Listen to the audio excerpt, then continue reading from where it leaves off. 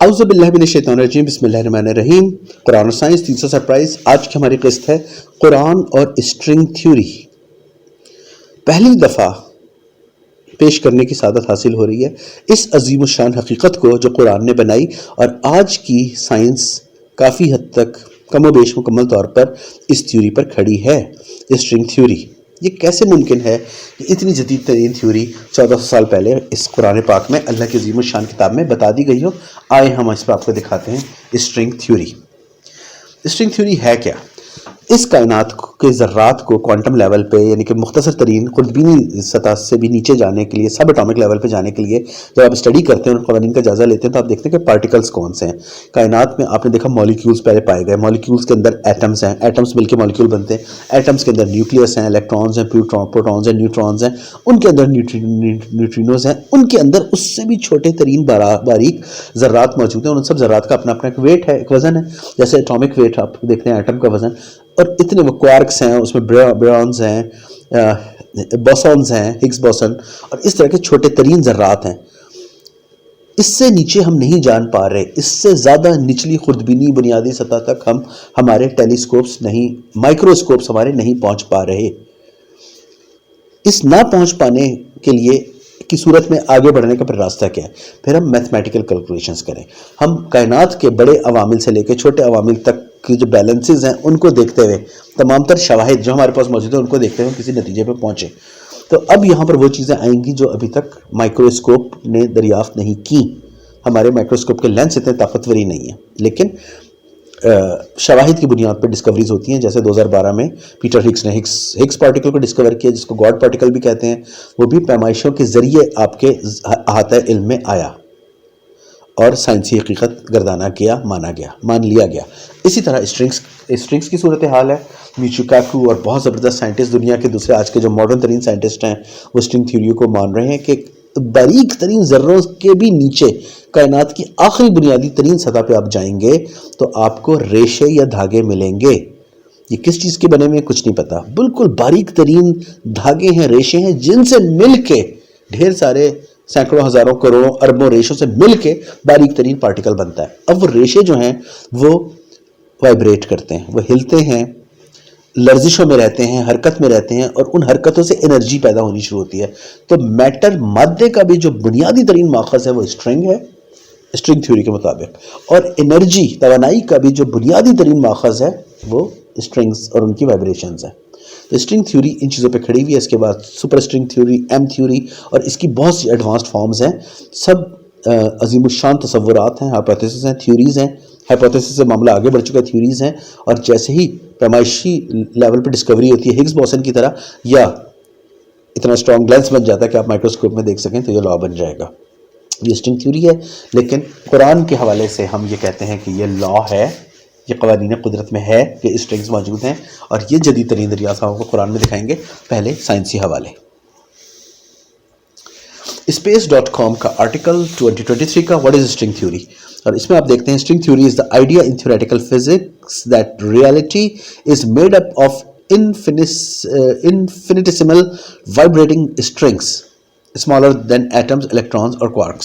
تو آج کی اسٹرنگ تھیوری جو کہتی ہے، جو نظریاتی فزکس یا طبیعت کا ایک ضابطہ ہے، اس میں یہ تھیوری بنائی گئی ہے، اسٹرنگ تھیوری جو کہتی ہے کہ جو حقیقت ہے، جو ریالٹی ہے، وہ اصل میں بنی ہوئی ہے بہت ہی انتہائی چھوٹے چھوٹے لرزش کرنے والے اسٹرنگس، دھاگوں یا ریشوں سے، جو کہ ایٹم سے بھی چھوٹے ہیں، الیکٹران سے بھی چھوٹے ہیں، اور ان سے بھی چھوٹے ذرے کوارک سے بھی زیادہ چھوٹے ہیں۔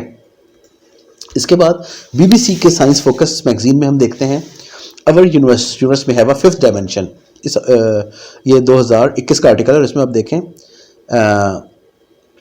but the idea that extra dimensions explain forces was revealed half a century later by proponents of string theory, which use the fundamental building blocks of the universe not as particles but tiny strings of mass energy۔ مادے کی energy جو mass energy ہے، ان دونوں کو بھی ملا دیا گیا اسپیس ٹائم کی طرح، اور اس میں چھوٹے چھوٹے پارٹیکلز نہیں بلکہ وہ پارٹیکلز کے نیچے بھی اصل میں بہت ہی ٹائنی اسٹرنگ، چھوٹے چھوٹے ذرات موجود ہیں۔ یہ ذرات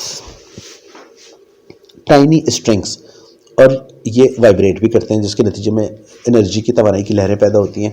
یہ بنیادی ترین ذرہ اسٹرنگ، کیا یہ ممکن ہے کہ قرآن الکریم نے اس چیز کو 14 سال پہلے بیان کر دیا ہو؟ آئیے دیکھتے ہیں، سمجھنے کی کوشش کریں کہ یہی بات قرآن نے کہی ہے جو سائنٹسٹ ہمیں اپنے الفاظ میں بتانے کی کوشش کر رہے ہیں۔ آئیے دیکھتے ہیں مختلف آیات کے ترتیب وار حوالوں سے۔ سب سے پہلے ہم دیکھتے ہیں سورہ یونس آیت نمبر 61۔ وما یعزب عن ربک، اور تمہارے رب سے نہیں پوشیدہ، من مثقال ذرہ، ذرے کا وزن، ذرہ ایٹم، ایٹامک ویٹ، ذرے کا وزن تمہارے رب سے نہیں پوشیدہ، فی الارض، نہ زمین میں، ولا فی السماء، اور نہ آسمان میں۔ زمین اور آسمان دونوں میں ذرے یعنی ایٹم کے وزن جتنا کوئی وزن بھی تمہارے رب سے نہیں چھپا ہوا، ولا اصغر، نہ اس سے چھوٹا، من ذالک ولا اکبر، اور نہ اس سے بڑا۔ ایٹم کا وزن یا ایٹم ذرہ آپ جس لیول پہ لے لیں، آپ اس سے چھوٹا کر لیں، بڑا کر لیں، کوارکس لیول پہ لے جائیں، بیرونز لیول پہ لے جائیں، ہگز لیول پہ لے جائیں، اس کا کوئی نہ کوئی وزن ہوتا ہے۔ تو وہ ذرہ آپ عموماً ہم ایٹم کے طور پہ لیتے ہیں، تو وہ سب سے باریک ذرہ ایٹم ہے، اس کا وزن بھی نہیں چھپا ہوا، اس سے چھوٹا، ولا اصغر، یعنی کہ پھر یہ سب اٹامک پارٹیکلز جن کے ہم نے نام لیے، نہ ان کا وزن، ولا اکبر، نہ ان سے بڑے، ایٹم سے بڑا پھر مولیکیول ہے، ہر ذرے سے بڑے دوسرے ذرے موجود ہیں، تو کچھ ایٹم مل کے مولیکیولز بنتے ہیں، 2 یا 2 سے زیادہ۔ تو یہاں پر اللہ نے مولیکیولز، ایٹمز اور سب اٹامک پارٹیکلز تینوں کا ذکر کر دیا، چاہے وہ اسپیس میں ہیں، چاہے وہ زمین پر ہیں، چاہے وہ میٹر کے حامل ہیں، چاہے وہ انرجی کے حامل ہیں، یہاں یا اسپیس کے حامل ہیں یا زمین کے حامل ہیں، یہ سب اللہ نے بتا دیا، چاہے آسمانوں میں ہے چاہے زمین میں ہے، اللہ سے نہیں چھپے یہ وزن۔ تو وزن امپورٹنٹ چیز ہے، مثقال، اس پہ ذرا آپ غور رکھیے، اور اس کو کنیکٹ کرتے ہیں ہم اگلی آیت سے، سورہ نساء آیت نمبر 49۔ الم تری الی الذین یزکون انفسہم، کیا آپ صلی اللہ علیہ وسلم نے ان لوگوں کو نہیں دیکھا جو اپنی نفسوں کو زکی قرار دیتے ہیں؟ بل اللہ یزکی من یشاء، بلکہ اللہ جس کو چاہتا ہے زکی کرتا ہے، ولا یظلمون فتیلا، اور کسی پر ایک دھاگے یا ریشے جتنا بھی ظلم نہیں کیا جائے گا۔ ظلم کا ایک وزن ہوتا ہے، کفارے کا ایک وزن ہوتا ہے، اعمال کا ایک وزن ہوتا ہے، آپ کے ہاتھ میں آپ کا نامہ اعمال دیا جائے گا، نامہ اعمال جتنا بھاری ہوگا، ثقیل ہوگا، تو آپ جنت کے اتنے حقدار ہوں گے، اور جتنا خفیف یا ہلکا ہوگا اتنے آپ جہنم کے حقدار ہوں گے۔ یہاں پر اس وزن کا بوجھ نہیں ڈالا جائے گا، یعنی ظلم نہیں کیا جائے گا، کتنا؟ فتیلہ، جتنا بھی، ایک دھاگے یا ایک ریشے جتنا بھی نہیں کیا جائے گا ظلم، یہ وزن اس پر نہیں لادا جائے گا ظلم کا، ایک ریشے دھاگے جتنا بھی۔ پچھلی آیت جو سورہ یونس کی آپ نے دیکھی، اس میں ذرے کا وزن اور اس سے چھوٹے ذرے اور اس سے بڑے ذرے کا وزن بھی بتا دیا، تو اتنا کیا اس سے بھی کم لیول پہ اللہ لے گیا کہ دھاگا، ریشہ، فتیلہ، عربی میں فتیلہ باریک ترین دھاگا جو سب سے بنیادی حیثیت کا حامل ہو، یا اس کا ریشہ اس کو کہتے ہیں۔ یہاں اسٹرنگ کا ذکر اللہ نے کر دیا بڑے واضح الفاظ میں، جب آپ سورہ یونس کی آیت نمبر 61 اور سورہ نساء کی آیت نمبر 49 کو ملا کے دیکھیں تو معاملہ بالکل کلیئر ہو جاتا ہے۔ اگلی قسط میں ہم اس سے بھی ایک لیول آگے جائیں گے تو معاملہ آپ کو بالکل ہی کلیئر اور واضح ہو جائے گا، اور وہ اگلا لیکچر ہوگا اسٹرنگز کی وائبریشنز کے بارے میں۔ نہ صرف اسٹرنگز موجود ہیں جو مادے کے حامل، جن سے مادہ بعد میں وجود میں آتا ہے، اور اس کی وائبریشنز جن سے آپ کے سامنے جو توانائی ہے اس کی بنیادی ترین ماخذ جو لرزش ہیں، وائبریشنز ہیں اسٹرنگ تھیوری کی، اسٹرنگز کی، وہ بھی آپ کے سامنے آتی ہیں۔ یہ ہے قرآن کی عظیم الشان آیات، یہ ہے قرآن کے عظیم الشان حوالے۔ رب زدنی علما۔